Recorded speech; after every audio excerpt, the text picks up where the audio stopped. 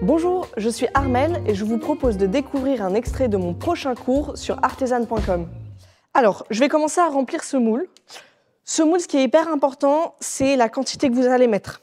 Pas assez et vous n'avez pas votre rectangle, trop et le couvercle va se soulever en pleine cuisson et puis la pâte risque de déborder. Bref, ce sera pas terrible. Donc là, on a la bonne quantité de pâte et on va commencer à remplir. On met pas le tuyau tout de suite, on l'ajoutera quand on sera à son niveau. Donc vous voyez, hop, quand on sera à peu près à ce niveau-ci, parce que sinon il va nous gêner au début, vous ne pourrez pas correctement remplir.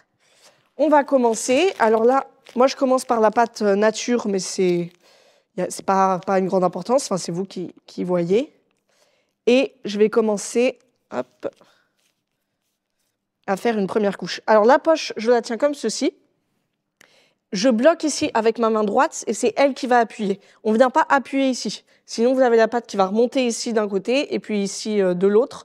Mais ici, ça va venir contre votre main. Donc, c'est vraiment la main qui est le plus en haut, toujours, qui vient appuyer. Et celle-ci dirige. Alors là, je prends la main droite. C'est vrai que si je faisais un décor, des macarons, etc., je travaillerais plutôt dans ce sens-ci, puisque je préfère que ce soit ma main droite qui dirige. Je suis droitière. Mais là, en l'occurrence, j'ai pas besoin de précision, donc je vais plutôt comme ceci. D'ailleurs, j'ai même pas finalement besoin de la main gauche. Et je viens donc, hop, faire ma première couche. Voilà, donc pas besoin, là on n'est pas non plus pareil, pas besoin de quelque chose de magnifique, d'hyper précis. On veut juste une première couche qui soit correcte. Et on vient faire la deuxième, cette fois-ci, avec l'autre pâte. Donc c'est pareil. S'il y a des petits trous, vous vous inquiétez pas, puisque de toute façon, on veut un effet marbré. Donc on voudra que les deux pâtes se mélangent à la fin. Et en plus, tout ça va gonfler, bouger. Enfin, le cake, quand il cuit, il se passe plein de choses à l'intérieur. Donc voilà, on n'a pas besoin de quelque chose d'hyper précis. On vient mettre notre tuyau. Parce que là, j'arrive à peu près à son niveau. Donc je le mets d'un côté, je le mets de l'autre. Alors, si vous n'utilisez pas ce moule, c'est exactement la même technique. Hein. Ça ne change rien. Simplement, vous n'avez pas de tuyau au milieu. Hop. Et on va redémarrer avec cette pâte-ci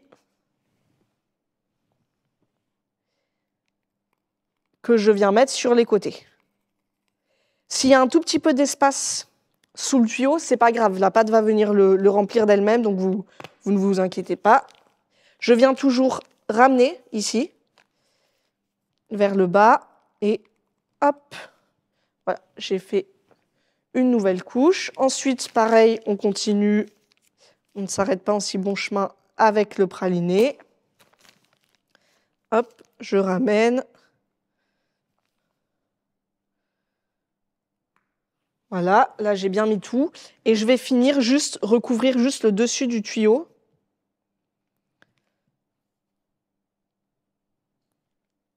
Voilà.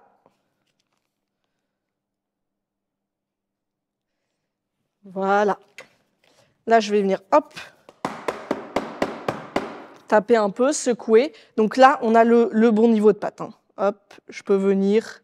Alors pareil, la pâte va venir de recouvrir, gonfler. Donc, c'est pas très important si on voit encore un peu du tuyau. Et une fois que j'ai fait ça, maintenant, il me reste une chose à faire, c'est de venir mélanger un peu ces deux pâtes. Pas de trop, on ne veut pas avoir au final une seule pâte, une seule couleur, mais juste venir les mixer un peu. Et pour ça, ça va être très simple. Vous prenez votre couteau et vous faites comme ceci. Voilà, vous le plantez à intervalles réguliers. Alors ça, c'est une technique possible. Il y en a plein, des façons de mélanger, etc. Vous prenez celle qui vous plaît.